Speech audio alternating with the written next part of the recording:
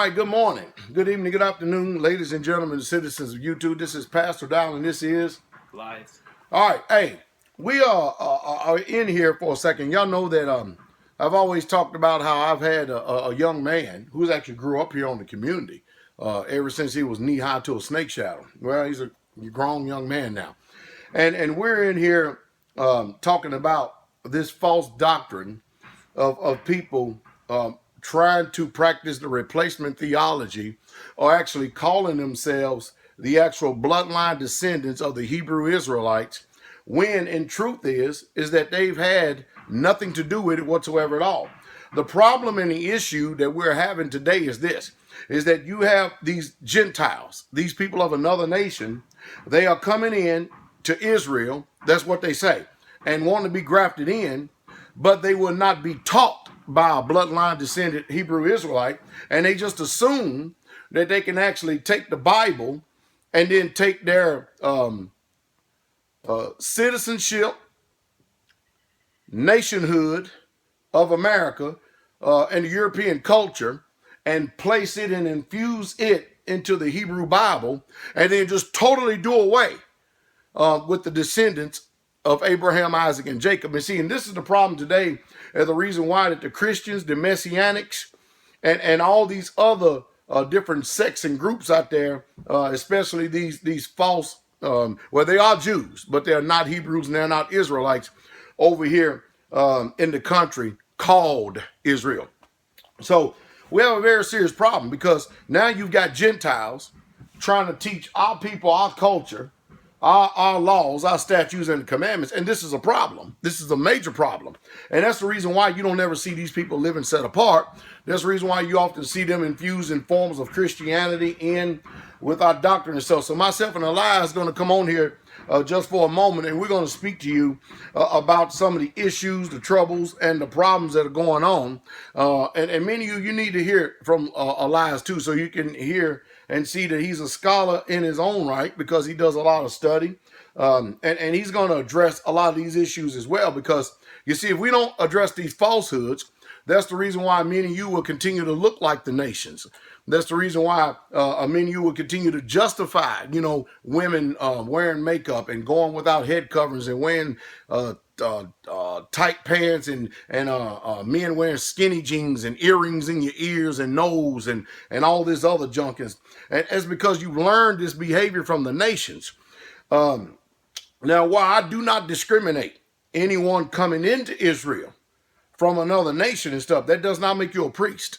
And that definitely does not make you a preacher or a teacher of this particular doctrine, because we're talking about a Hebraic culture here. We're not talking about a European culture. And a lot of people get it all mixed up, and they get it mixed up real, real bad. And that's the reason why we see this deception today. So far, Elias, what said you to what I've said so far? And speak up very loud. Yes, there's definitely an issue. If you notice that all of your Messianic communities, or whatever you want to say, people that are from another nation, when they try to teach the scriptures, even though they know the truth in certain areas, they will never touch stuff like Deuteronomy 28, Leviticus 26. And you'll never see them, or they'll skip over it, or they won't focus on, they'll say, we don't need to, focus on the natural bloodline. But according to the scriptures, then, the natural bloodline is still important, because, that's what Paul said. But, so in a way, I still see it as racism. Because these people are still, even though they supposedly, they've been grafted in, as they like to claim, and they've taken the God of Israel, but what they're still holding on is they're still holding on to the European doctrines, and they're still trying to interpret the word through their version of a Hebrew concept, and they're not taking it through the true Hebrew, simply because it's impossible for them to do it, because they're not the true Hebrews. And that's the deception today, with them practicing what I've said over and over and over again, this collusion. Let me break it down for you. You see, if you get the people of the book wrong, then you will actually be taught wrong. You would actually have a false representation, because the truth is, Yah has not cast off his people that he has foreknew. And when Peter, Shimon Kepler, as well as the emissary Saul, when they spoke on these matters right here, they clearly wrote to the tribes of Israel. So while people are trying to diminish the natural seed and the natural branch from all this, the book doesn't. The book doesn't exclude it at all. And this is the problem. This is a very serious problem. And that's the reason why you have all this false doctrine, this false teaching out there, because you've got people who have been so-called, quote unquote, check this out, grafted in. Now, what Elias was saying earlier, you got these grafted in people holding on to that Gentile mentality, that Gentile preaching, that Gentile teaching, and then using their doctrine, finding a few scriptures to support their doctrine, and they are very good in their doctrine, but it's a false doctrine, and it's a false teaching because it's done very undermining. You're not going to sit up there and do away with the natural seed and a natural branch. See, the bottom line is this, and I know in this country that we've been coerced, manipulated, and deceived when we hear certain words. You see, the truth is that Christ was not a white man. And the truth is, ancient Israelites were definitely not white people. They were just not. That may be a painful truth for a lot of you Europeans to swallow, but it is the truth. And so when you see Moses hiding off into Egypt, he didn't hide off into a white country. It was a black country. Egypt was. And when you see the hieroglyphics, when you see the black people on the wall, you didn't see white slaves sitting over there with no shirts off in the middle of the desert, building pyramids or building houses or turning straw and mud into bricks and rocks and everything else. You didn't see that. And you still don't see that today. So the white people today, they want to continue to practice replacement theology by saying that, they are gone, the natural branch, and it doesn't make any difference whatsoever at all about the natural seed. What do you say about that, Elias?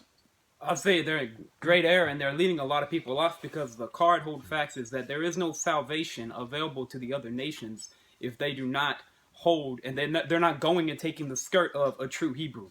When you go over to the book of Revelations, you'll see that the city, New Jerusalem, only has 12 gates, which are named after the 12 tribes of Israel, and that all the representatives that are going to be representing these nations go to children of Israel, and then they go to the Most High Yah. So there's always going to be an order, and there's always going to be like a caste system, according to the scripture. And when you try to, you get rid of the natural seed of Israel, you're really getting rid of your own salvation.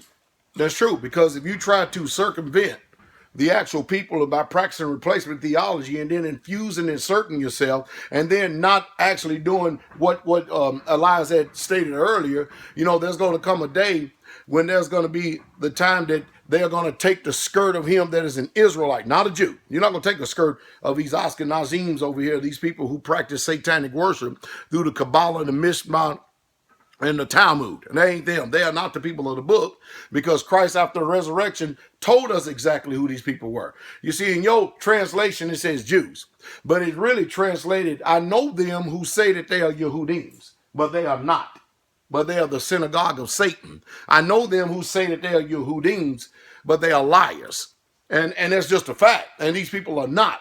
You cannot take the seed of Japhet, turn around and just because he places himself in the tents of Shem, just like Bereshit says in the 9th chapter, all of a sudden you the called and chosen people. It ain't it. Because Christ said he has not been sent but unto the lost sheep of the house of Israel. As a matter of fact, he even told the disciples, don't even go into the way of the Goyims. Don't even enter into the streets of the Samaritans or the mixed breeds, but go rather to the lost sheep of the house of Israel. See, Christianity is a drug that's done screwed all you people up. And then when you start embracing what they call Hebrew roots, Hebrew cultures, what you're really doing is bringing over your culture and fusing it in with our culture. Isn't that right? Yes, sir. And then they're rewriting the whole entire book, because the truth is, and I'll say it again, y'all ain't cast off his people which he's foreknew, or whether you like it or not. And see, this is the problem today, because when you reject Yah's people, you reject him. Can you imagine trying to get salvation and getting filled with the Holy Spirit at that time if people reject Peter? They didn't happen. They didn't happen. If they reject Paul. You see what I mean? If they reject this is the problem today. It's called manipulation. And now you got, and believe me, I don't have any trouble with Europeans teaching my culture, my heritage, and my nationality. No problem whatsoever at all, as long as they learned it from an Israelite. Because you're not going to sit up here, read this book, and think you're going to come to this knowledge for yourself, because you're not. You know what I mean? So the truth is, you reject Yah's people, you reject Yah himself. Because how else are you going to be taught the real, true doctrine of this?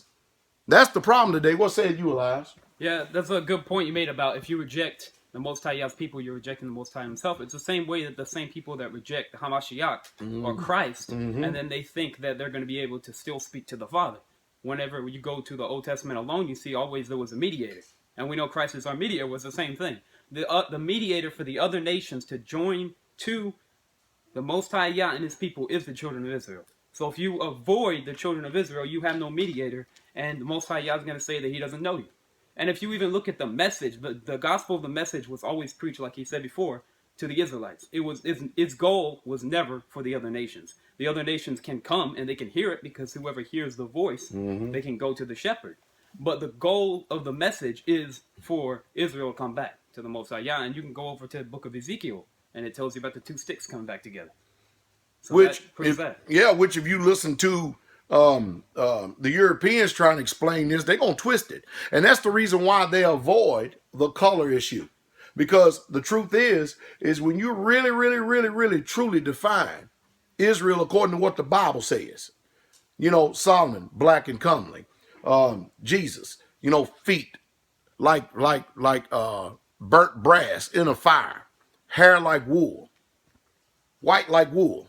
Ancient of day, Moses takes his black hand, sticks it inside of his cloak, and then it comes out white. That was a miracle. That was a miracle that the book says in itself in Shemot, that if they did not believe the sign of the first miracle, when Moshe took his staff and threw it down on the ground, it turned into a serpent. They said they will believe this sign. It is no miracle for a white man to take his hand and stick it into his bosom and it come out white again. That's no miracle whatsoever at all. And so, the problem today is, and I know according to the way you've been tricked and manipulated, that I sound like that I'm racist to you. That's utterly amazing. This reverse psychology that they put on you. So now we got all these false teachers. We got false preachers. We got false doctrines. We even got false Hebrews. We even got false brethren that are sitting here today that are trying to teach you what it means to be grafted in. And they don't know what the hell grafted in means. They have no idea. When you're grafted in, that means you are grafted into the original branch. Is that right? You're grafted into the original, and then you become part of it. You don't turn around and be separate and say that the other people are cast off, and then they're coming in, and now you're going to teach them because y'all has thrown them away. No. That's false doctrine. That's false theology, and it just simply ain't going to fly. Well, the bottom line is Christ didn't come but for the lost sheep of the house of Israel. And it wasn't until later on that when you get people such as Timothy, whose father was a Greek, that actually ends up coming into this thing. He didn't go around and teach Greek doctrine. He didn't go around and teach like the people do today, Christianity, laced with a little bit of Hebrewism, and then mixed with a little bit of Messianic, and then mixed with a little bit of idolatry, and then placing all these other signs and symbols in front of it, and then calling it Israel. See, that's the confusion of today. But again, you can't expect the people that has actually been evil and been perpetuating terrorism and occupation all across this land and throughout this earth to ever represent the truth for you and to you. You're not going to get the truth from J. Vernon McGee. You're definitely not going to get the truth from Chuck Mitzler. You're not going to get the truth from all these other people because they want to skip over Yah's people. They want to bypass Yah's people, and then they want to practice their replacement theology, include and put themselves in it while they exclude the real true bloodline descendants of Israel. What saith you? Yeah, that's basically it. That's the truth. And like I said, if you go and you just read the scriptures for yourself, and without your Christian pastor telling you, and you'll see that the scriptures is always in the Torah is a book for the Israelites. Mm-hmm. All the laws, even like the strangers, people try to say in the Old Testament they were equal, you could say. Or they obeyed the same laws, but there were laws that they could do that Israelites couldn't do. Mm-hmm. Such as you could not eat, as a natural-born Israelite, a dead animal, but you could give it to the stranger. That's a little bit too much for them. You understand what I mean? For instance, Rahab and Rahab. All right? Explain to them the mixture but that they mix up commonly in this doctrine today when they're supposed to be talking about so-called Rahab the harlot. Well, people like to use Rahab the harlot because they try to say, well, she's an example of someone from another nation who has married into, and he's actually part of the bloodline of the Hamashiach. Which there is other nations that can come and they join themselves to the house of Israel. That's sure they can. The scripture. Yeshayahu says that as well. Yes, in Isaiah 56. Mm-hmm. Yeah, but we can give you a name. The problem with the use of Rahab is people don't even want to go into the scriptures no more and actually look and actually find legit examples. They just kind of like pick the first one that the Christian pastor teaches them. But they tell you Rahab married into the bloodline of Christ, but just accurately adding up the date, she would be around about 300 years old in order to marry Boaz's father.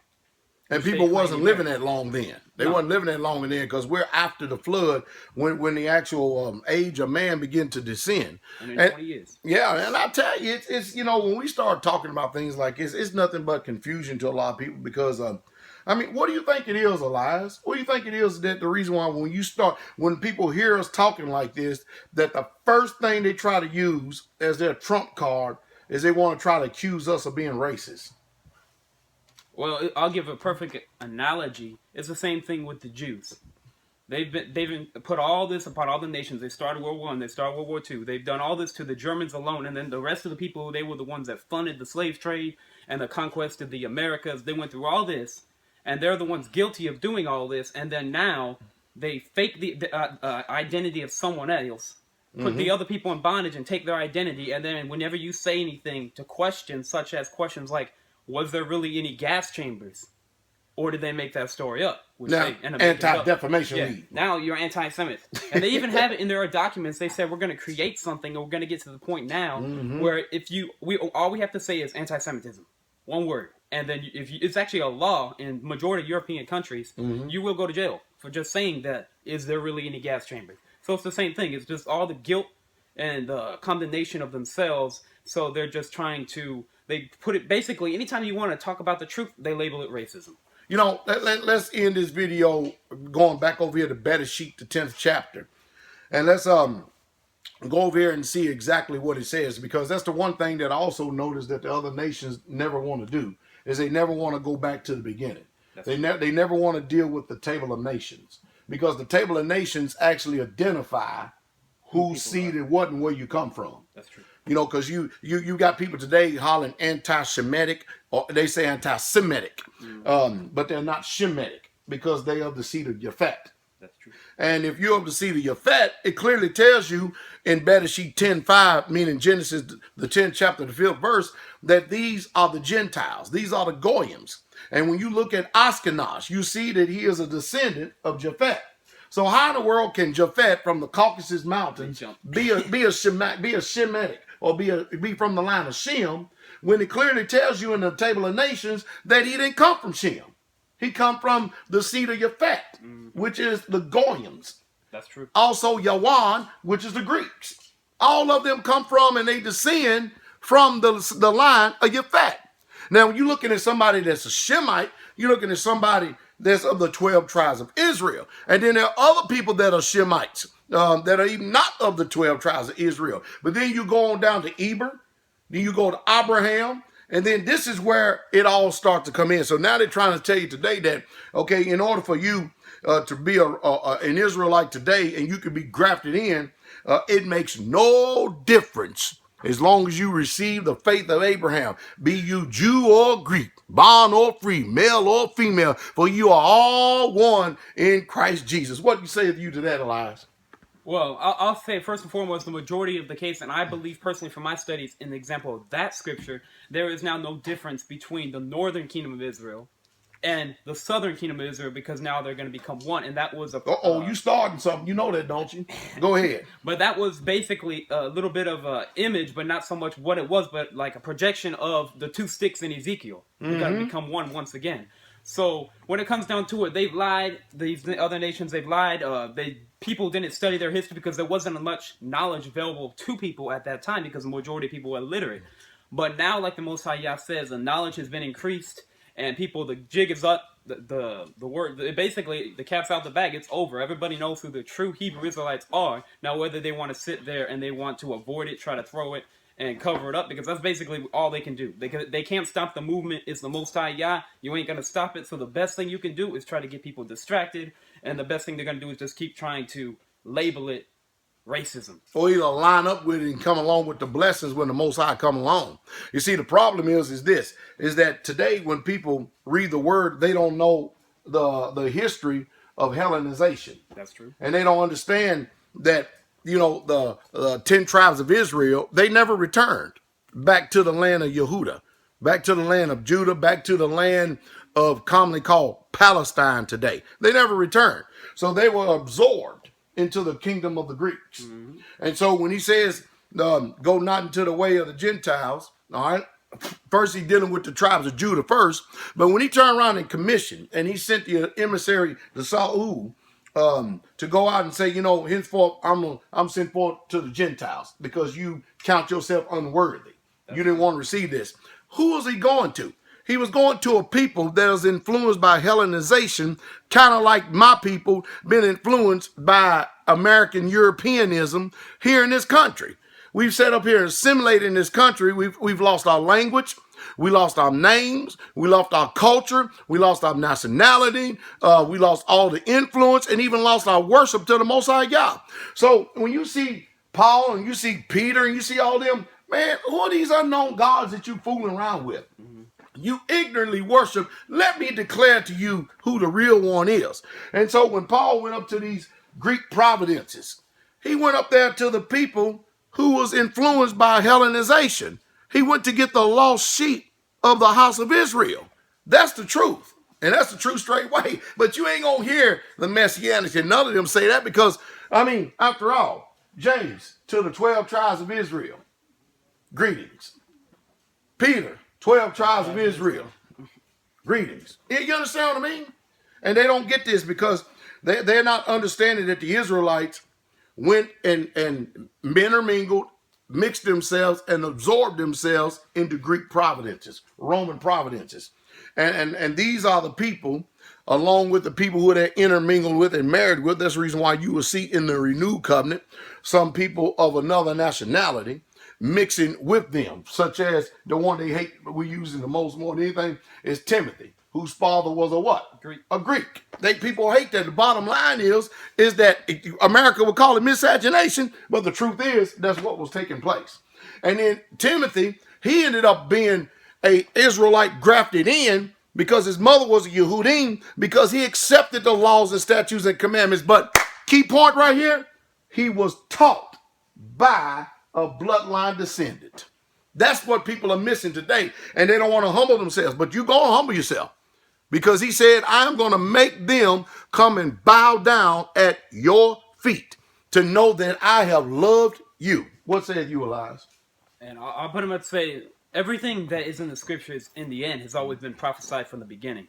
And you always are going to go and you'll see anything that has been said has always come to pass or is fixing to come to pass. Mm-hmm. And the prophecy is that the tent of Judah would be saved first so that the other tribes don't boast themselves against them because the scepter is supposed to be with Judah. Mm-hmm. So that is the reason why he said to go to Judah first, is because it has to fit that prophecy that Judah would arise first and bring the message to the rest of the tribes, and then the tribes would go give it to the other nations if they, came and accepted the laws of the Most High Yah and joined themselves to the house of Israel. And another important thing to back up what I said before about how the representatives of the mediator between the Most High Yah and Israel is Christ. Mm-hmm. But the mediator between Christ and the other nations and the Most High Yah is Israel, because you have to have Israel. You can't throw them out of the equation. Israel has to be there because you have to be able to go to a Hebrew and hold their skirt. You can't just throw yourself out of the equation and throw them out of the equation and appear yourself.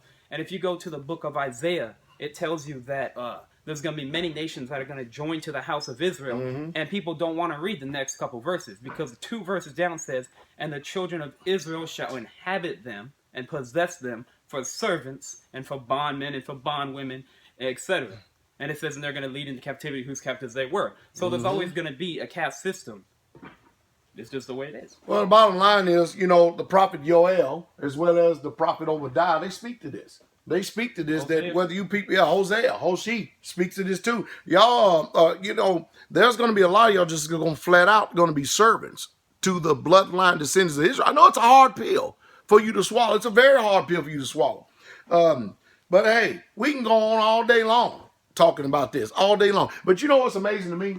You've got Israel, this little bitty tribe, all right? These little bitty people, they end up going into Mizraim. And they come out this great nation. Now all of a sudden, every nation on the earth is Israel. Now everybody is so-called born again, they Israel. You know what's amazing? And then when you, and look at, was not Israel always under curses for disobedience? Oh. I mean, captivity of Egypt, captivity of the Assyrians, the captivity of the Babylonians, the captivity of the Medes and Persians. All right, watch this. The captivity of the Greeks and the Romans, the trans-Sahara slave trade with the Arabs, and then the transatlantic slave trade with the Jews and the Europeans.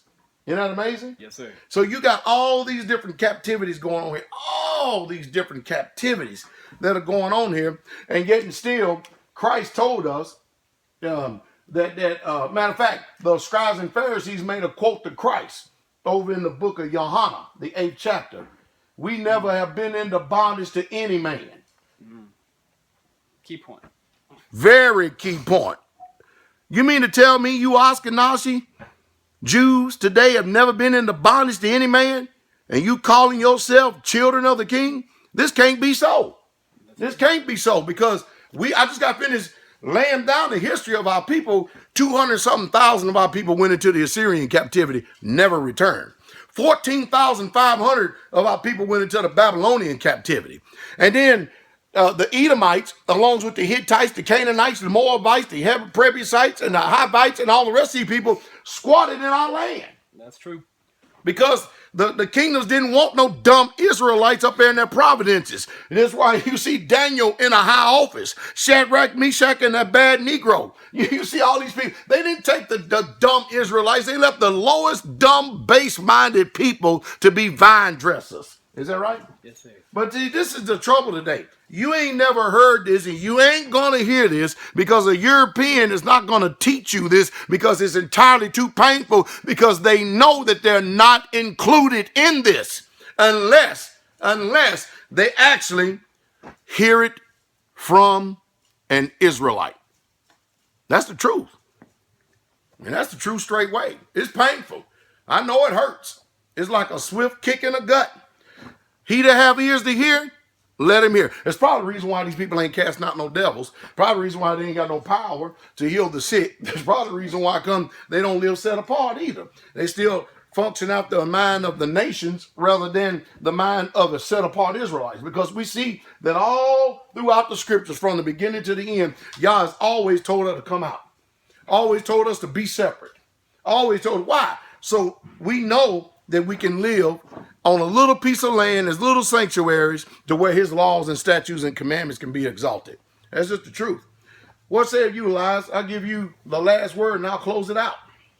Dealing with the many nations that try to claim the title and the people and the heritage of Israel, because one thing that everybody doesn't understand for some reason.